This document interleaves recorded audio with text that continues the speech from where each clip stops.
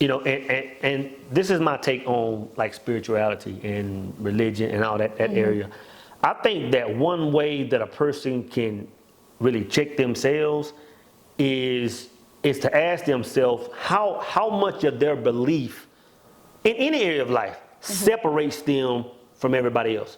Like if we understand that God is one, like God is one, then if your belief in any area of life, if it separates you from the next man, if it has you pointing across the fence saying you're wrong, it's like you're one level, because you got to understand that's the overall enemy of us, is chopping us up. Whether it's saying you're Democrat, I'm Republic, you're Blood, Crip, you're Christian, I'm Muslim. Yeah. It's like every time we chop a person, you're black, white, green, Asian. Anytime we chop a person up, we're distancing ourselves from God. God speaks to them just like He speaks to us. Anytime we look at a person's culture, race, religion, anything, and says it's different than me, we're pushing ourselves one more level away from God. So I this is what I say to myself. Every time I go deeper and more understanding, it brings me closer to everybody, to the point now where I don't see anybody different. Like everybody is one. Like even in the book, A Singular Truth, I said Martin Luther King and Adolf Hitler, as much as they are apart, are the same person. They're the same person. If you understand, I said Kirk Franklin and Luther Campbell made different kinds of music. Same person. George Zimmerman and Trayvon Martin, as much, they're the same person. And if you don't understand that, you don't understand God. There is no difference between any two people.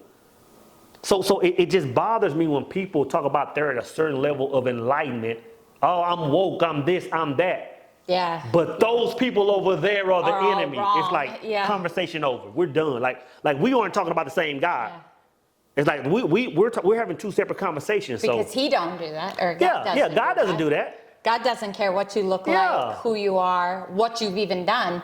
If you're coming to Him in a place of prayer and needing and it's all oneness. It's all oneness.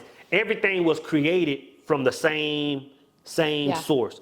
Everybody, even if we want to go down to the Bible, all men were created from the same clay or mud. If we want to look like that, if we want to go that route, everybody was made from the same clay. So who are we to say now we're different? It's like, how are you a believer, but now your brother and sister is different to you? I don't even care. Even if I look at a man, or woman that's looking across the fence at me and saying, you know what, black people should do whatever, or whatever, or I still see him as me. It's like, bro, you hate me in this physical world, but I can't hate you. It's not even inside of me because you are me. You are me. Not saying I can't defend myself if it comes down to it. Not saying I can't take your life if I have to, but you're me. Like for me to look at you any different than looking at myself, I'm lacking understanding. So it just bothers me. Like it's just a certain level. It's just a certain level of enlightenment. And I'm not sitting there saying I'm just super enlightened. But I know the masses that are still pointing across the fence of religion, race, culture, this. I'm like, bro, you still in the dark. You still don't understand how this thing works. So I think going back to what we said, relearning everything is crucial. I grew up in the church. My father was a preacher. I was at church, vacation Bible school, the whole shebang, and that was my truth at one time. But once I got older, I said, you know what? Like, I'm only that because my father was a preacher. Like my father could have easily been an imam or a pope or a this, and I would have called that the truth. I said, man, let me separate myself from everything and relearn it all. Even in the Bible, it says, hey, you have to become as little children, which means, hey, all this stuff at some point in time, you got to go back to square one and run it all back through a filter again and say, is it your own or is it what mom and daddy taught you?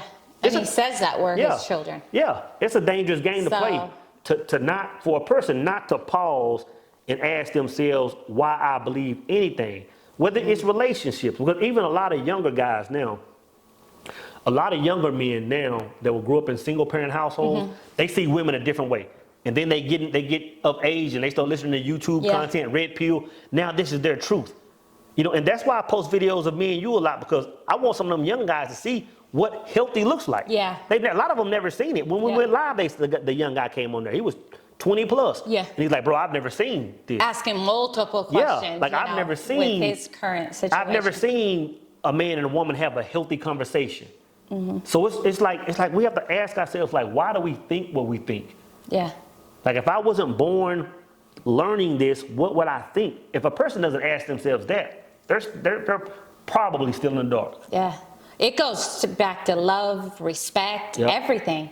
Forgiveness. None of it is possible if you don't unlearn everything you were taught to relearn.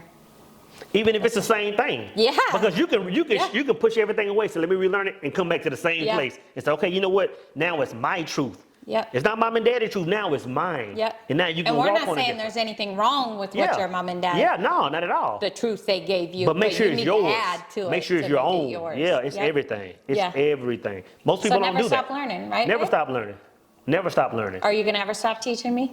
Never. Never. I respect you. I'm also never going to stop kissing your neck. I respect you. You know that, right? Of course. Obviously. Good one. I agree. That was good.